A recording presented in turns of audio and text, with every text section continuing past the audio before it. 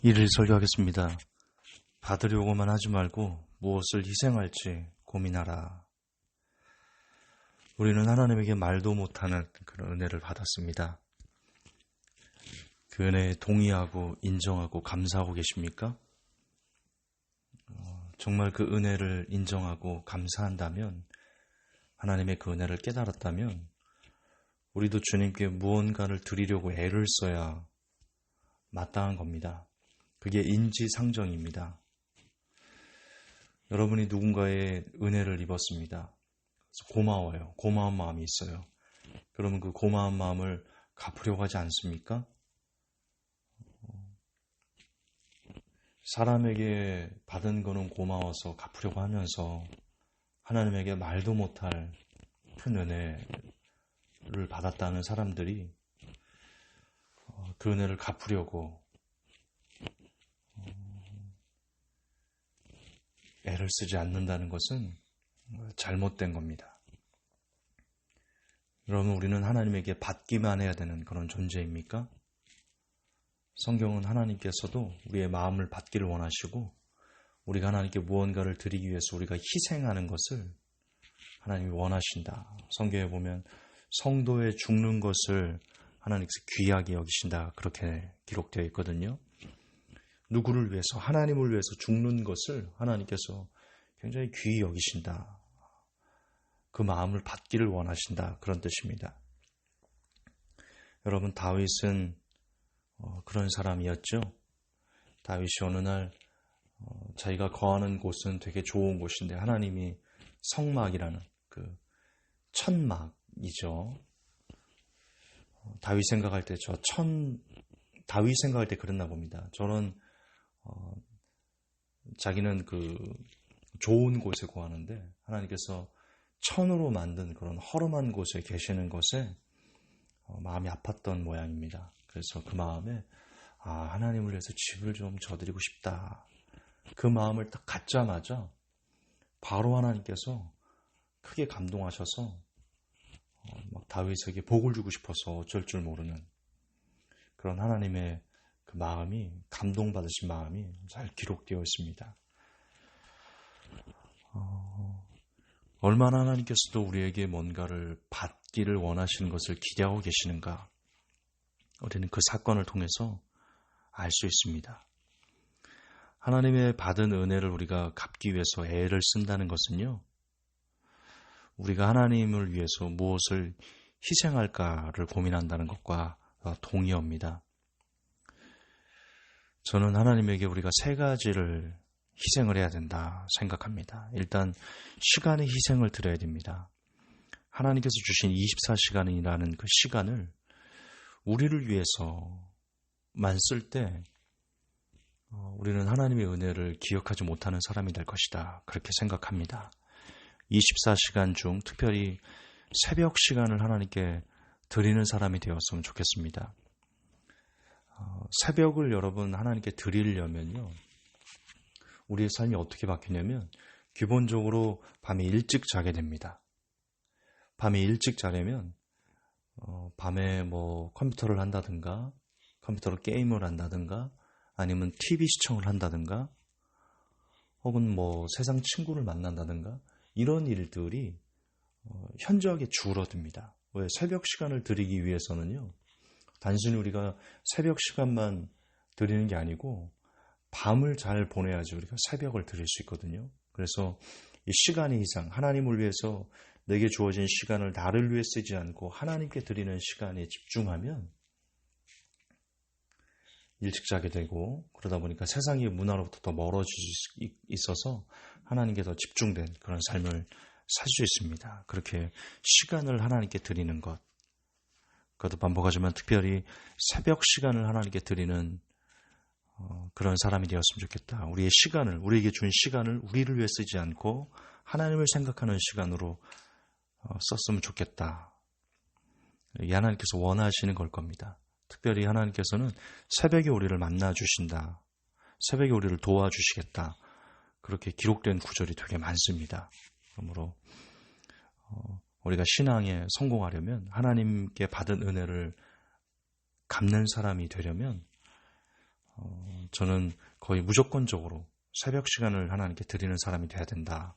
그렇게 생각합니다. 두 번째는 내가 원하는 것, 특별히 육체가 원하는 것을 멈추는 희생을 하나님께 드려야 됩니다. 여러분, 그런 말이 있습니다. 술을 끊으려면 술을 안 먹어야지 하는 게 아니고 술 친구들을 끊어야지 술을 끊을 수 있다라는 말이 있습니다. 저는 그게 참 현명하고 지혜로운 말이다. 그렇게 생각이 되는데요. 여러분, 우리가 원하는 것은 이 세상을 즐기는 것입니다. 우리 육체는 이 세상을 원하거든요. 특별히 이 세상 문화를 멀리하는 것이 우리가 원하는 것을 멈추는 희생이 될 터인데, 세상 문화를 멀리하기 위해서는요, 세상 문화를 즐기는 친구들과 점점 멀어지고 세상 문화를 전파하는 미디어나 세상 문화를 전파하는 인터넷이나 이런 것들과 멀어지는 것을 희생을 치러야 됩니다. 특별히 여러분, 세상 문화를 즐기는 친구들과 멀어지는 것이 어쩌면 고독으로 그렇게 갈런지도 모릅니다. 그러나 홀로 고독의 길로 가더라도 그 희생을 기꺼이 치르겠다는 마음가짐을 우리가 가져야 됩니다. 하나님께서, 우리 주님께서 우리의 친구 삼아 주신다셨기 때문에 세상 친구가 없어도 외로울 때 찬양하고 쓸쓸할 때 성경을 읽고 허전할 때 기도를 하고 수시로 무시로 이렇게 주 안에서 거할 때 세상 친구들이 주지 못하는, 세상 사람들이 주지 못하는 그런 풍성한 평안함이 저와 여러분을 지배할 것이다. 그렇게 생각합니다. 그래서 어쨌든 홀로 고독의 길을 가더라도 주를 위해 희생하는 그 마음을 우리가 가져야 된다. 그리고 물질의 희생도 있어야 됩니다. 여러분, 특별히 11조는 꼭 떼어서 하나님의 눈물과 마음이 있는 곳에 도와야 됩니다. 교회 내라는 게 아니고요. 여러분이 섬기는 교회 11조를 하라는 게 아니고 여러분께서 얻은 한 달 동안 열심히 고생한 그 물질을 떼어서 고아나 독거노인들, 과부, 주위의 힘든 교우들, 소년, 소녀, 가장들, 이렇게 누군가의 도움을 절실히 필요하는 사람들에게 나눠야 됩니다. 성경에 보면 지극히 작은 자 하나에게 한 것이 곧 예수님에게 한 것이다, 이렇게 기록되어 있습니다. 우리가 이 땅에서 다른 분에게 도움을 필요로 하는 그런 환경에 놓여 있는 사람들과 우리의 적은 물질이라도 나누는 것은 곧 예수님에게 한 것이다. 성경은 그렇게 이야기하고 있습니다. 그러므로 우리의 물질을 희생해서 하나님께 받은 은혜를 갚는 거 되게 중요합니다. 시간을 희생해서 하나님의 은혜를 갚는 거 중요하고요. 우리가 원하는 것을 멈추는 희생을 통해서 하나님의 은혜를 갚는 거, 이렇게라도 우리는 하나님의 은혜를 갚는 사람이 되어야 됩니다. 이미 많은 걸 받았습니다. 하나님에게 이미 너무 많은 걸 우리가 받았습니다. 우리도 주를 위해 무엇인가를 하면서 살고 싶다, 그런 마음을 갖고 이를 실천하는 그런 삶을 살아야 되겠습니다. 그러면 훗날 천국에서 예수님께서도 그때 그 도움 잘 받았다라고 우리를 토닥토닥 해주실지 모르겠습니다. 그것도 반복하지만 여러분, 하나님에게 말도 못할 은혜를 받았다, 그것을 진심으로 믿는다면, 그걸 인정하고 감사하고 그 은혜를 깨달았다면 우리도 주님께 받으려고만 하지 말고 무엇을 희생할 수 있을까를 고민하는 그런 사람이 되어야 됩니다. 그리고 하나님을 위해서 희생하고자 하는 사람을 하나님은 귀히 여기시고요,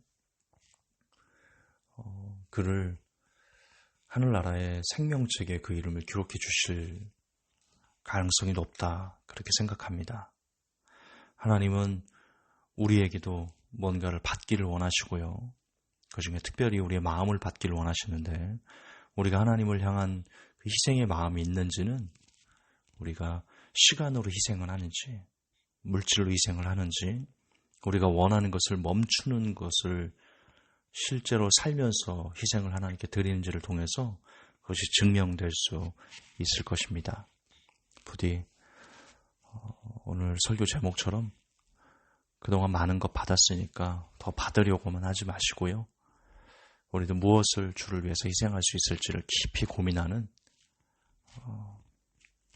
그런 사람이 될 수 있기를 예수님의 이름으로 축복합니다. 하나님에게 말도 못할 은혜를 받았습니다. 그 은혜를 우리의 시간을 희생함으로, 우리 육체가 원하는 것을 멈추는 희생을 함으로, 우리의 물질을 희생함으로 하나님께 무엇이라도 작은 것이라도 드리기 위해서 애를 쓰는 그런 다윗 같은 믿음을 제게 그리고 이 메시지를 듣는 모든 사람들에게 허락해 주옵소서. 이제 또 연휴가 끝나고 평일의 삶으로 돌아갑니다.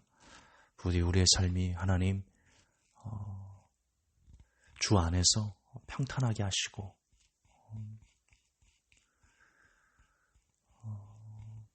모든 환난을 벗어나 근심이 없는 삶들이 제게 그리고 이 메시지를 듣는 모든 사람들의 삶에 계속 이어질 수 있도록 우리 하나님 도와주시옵소서. 예수님 이름 받들어 기도합니다. 아멘.